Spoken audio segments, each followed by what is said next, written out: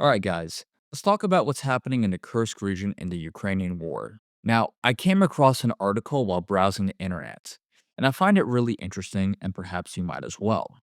It's from the Wall Street Journal, and it is titled, Ukraine Clings to Shrinking Silver of Russia, Expecting Trump to Push for Peace Talks. And the basic premise of this article is as followed.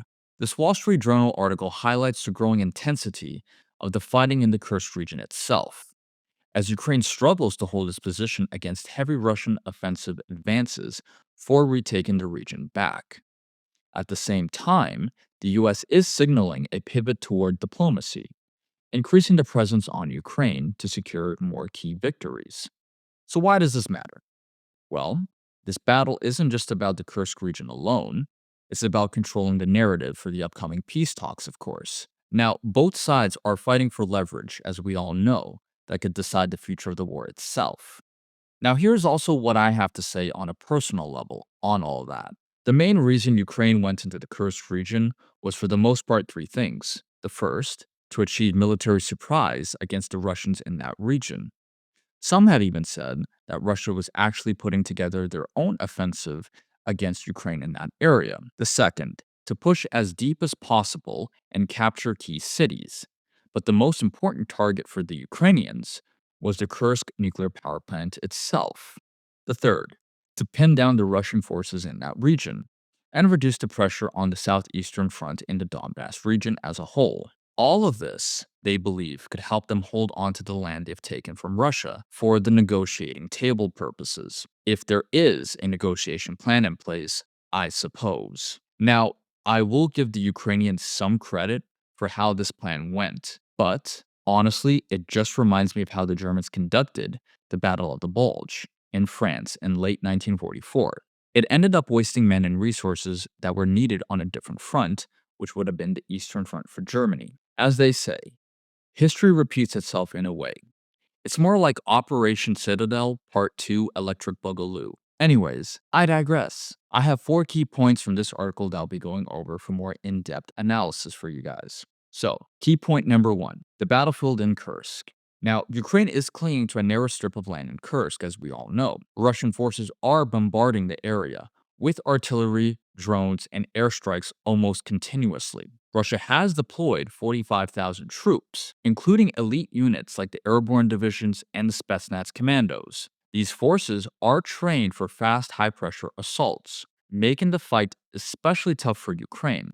Ukraine has managed to actually strike back, using Western supplied weapons such as the ACTAM missile systems.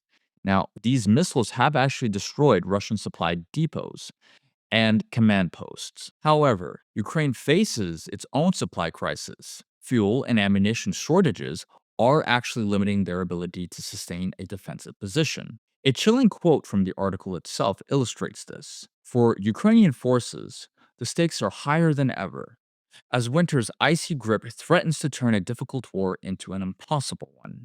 Now, from what other commentators have actually spoken about this, and from the Ukrainian soldiers who have been captured and filmed, it seems that the conditions of the Ukrainian soldiers in the Kursk region were a foolish gamble that only cost them more men and resources that were desperately needed on the other fronts, mind you. Also, as I mentioned in my previous video, regarding the escalations between Russia and Ukraine, leading to a World War III like situation, it's very interesting that the West only used the Kursk region to finally allow Ukraine to deploy the ACTAMS missile systems to hit targets inside Russia. Both Ukraine and the West knew this would cause Russia to have a massive response. And, well, that's exactly what happened. The decision by Ukraine to use their elite troops or units for this offensive in the Kursk region and now try to hold on to it, in my opinion, is a waste of time and men. These Ukrainian generals, along with Western advisors, really should learn from Germany's mistakes, but clearly they haven't. And so here we are. Meanwhile, the Russian elite units in the region are now pushing the Ukrainians out or doing what they've been called in to do. They're not part of the regular army stationed in the southeastern front, which is exactly why Ukraine miscalculated here, if I'm being honest. Key point number two, Russia's goal in Kursk. Russia's primary objective is to secure as much territory as possible before the peace negotiations begin. They believe in controlling Kursk will give them strong cards to play during the talks with the Ukrainians and the West. They use the elite units and concentrated forces in Kursk, which signals a shift from defensive tactics to more aggressive strategy. Propaganda does play a significant role here. Russian state media continues to showcase supposed victories to maintain domestic support and pressure Ukraine into concessions. The article also emphasized this.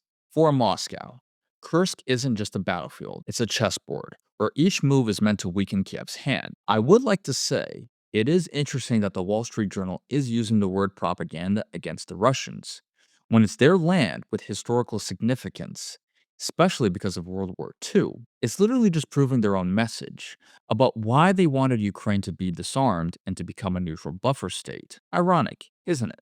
But the Wall Street Journal should also be critical of Ukrainian propaganda, especially regarding Ukraine itself, but they won't.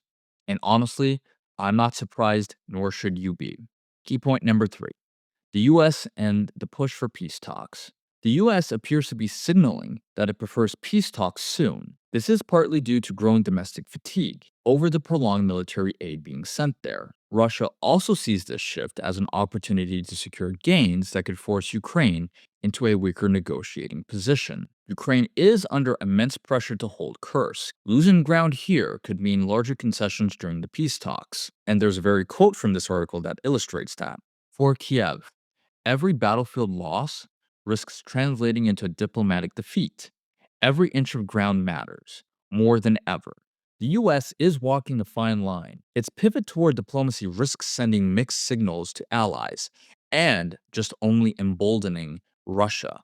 My take on America signaling for some sort of peace talks soon, with everything that has happened recently, is that I'm not sure Russia will be too eager to conduct any peace talks with America, or any Western leader for that matter, for a long time, especially after what happened with the other peace treaties, like the Minsk agreements, for example. The US might lose some credibility in terms of keeping their world peace, since it wears the message and image like a badge of honor, when in reality, it's not. As the world shifts away from a US dominated order toward a more multipolar world order, it becomes even clearer. But I will give credit to the Wall Street Journal. They aren't wrong about the fatigue among Western citizens. People are growing tired of the propaganda that Ukraine can still win this war, when anyone thinking for themselves knows that isn't going to happen. Not to mention, people are questioning where their tax dollars are going in Ukraine. In my opinion, Ukraine isn't going to shift its strategy, since their Western backers and advisors would probably tell them to stay the course. Unfortunately. Key point number 4, broader implications. The Battle of Kursk has a global significance. If Russia secures major gains, it could encourage the authoritarian regimes to pursue similar territorial goals. For Ukraine, losing Kursk would be a major blow, not just militarily, but also symbolically.